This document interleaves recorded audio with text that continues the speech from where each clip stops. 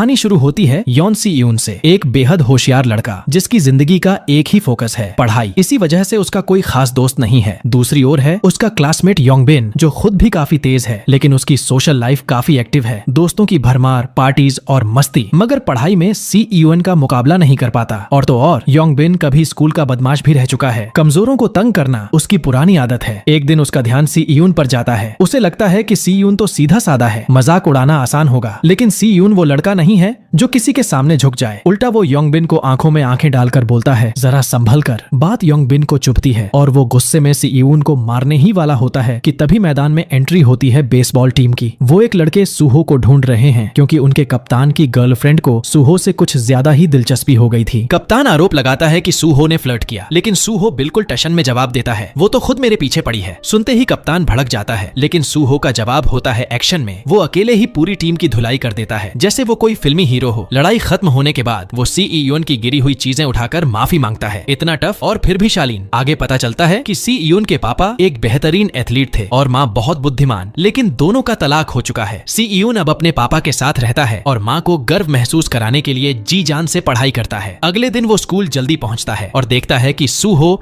वहीं सो रहा है। उस दिन पीटी क्लास होती है और योंगबिन सी यून की यूनिफॉर्म डस्टबिन में फेंक देता है, जिससे साई यून को क्लास की ड्रेस में ही दौड़ना पड़ता है। यहीं से शुरू होती है असली परेशानी। योंगबिन और उसके दोस्त सी यून की हालत पर हंसते हैं, लेकिन सूहो फिर से सामने आता है और सबको बोलता है, तुम लोग खुद भी कोई एथलीट नहीं हो। और क्योंकि उसकी बॉडी और एटीट्यूड दोनों दमदार हैं, कोई कुछ कह भी नहीं पाता। सी यून को अब यकीन हो जाता है कि यूनिफॉर्म उन्हीं लड़कों ने गायब की है, तो वो सीधा जाकर बोलता है कि बाज आ जाओ। लेकिन योंगबिन का एक दोस्त उसका कॉलर पकड़ लेता है और डराने की कोशिश करता है। सी यून की खास बात यही है कि चाहे हालत कितनी भी टेढ़ी हो, वो नजरें नहीं झुकाता। सौभाग्य से उसी वक्त एक टीचर आ जाते हैं और मामला शांत हो जाता है। कुछ वक्त बाद सी यून अपने कमरे में पढ़ाई में बिजी होता है कि दरवाजे पर दस्तक होती है। दरवाजा खोलता है तो सामने सूहो खड़ा होता है, जो अब एक डिलीवरी बॉय के तौर पर काम कर रहा है और गलती से सी यून के घर पहुंच गया, लेकिन बिना किसी झिझक के अंदर घुस आता है और पानी मांगता है। अगले दिन स्कूल में एक नया स्टूडेंट आता है, बियोम सियोक, जो एक बड़े नेता का बेटा है। पहले ही दिन योंगबिन और उसके दोस्त उसके पास इंप्रेशन जमाने पहुंचते हैं, लेकिन वो सी यून की सीट पर बैठे होते हैं। सी यून आता है और साफ कहता है कि सीट खाली करो। यिन को तो बस मौका चाहिए था सी यून को मारने का, लेकिन फिर से सूहो बीच में आता है और कहता है, चुप रहो, सोने दो मुझे। और सब चुपचाप अपनी जगह लौट जाते हैं। शाम को योंगबिन अपने दोस्तों के साथ डिस्को में पार्टी कर रहा होता है। सी यून का हौसला तोड़ने के लिए अब योंगबिन और उसके दोस्तों ने ठान लिया था कि सिर्फ मजाक उड़ाना या धौंस जमाना काफी नहीं, अब वार करेंगे उसकी सबसे बड़ी ताकत पर, उसकी पढ़ाई पर। उनका नया प्लान था सी यून को ड्रग्स देकर उसका एग्जाम बिगाड़ना, ताकि उसका आत्मविश्वास टूट जाए। इसके लिए योंगबिन ने अपने कजिन से कुछ ड्रग्स मंगवाई और इस गंदे काम में बियोम सियोक को भी शामिल किया। बियोम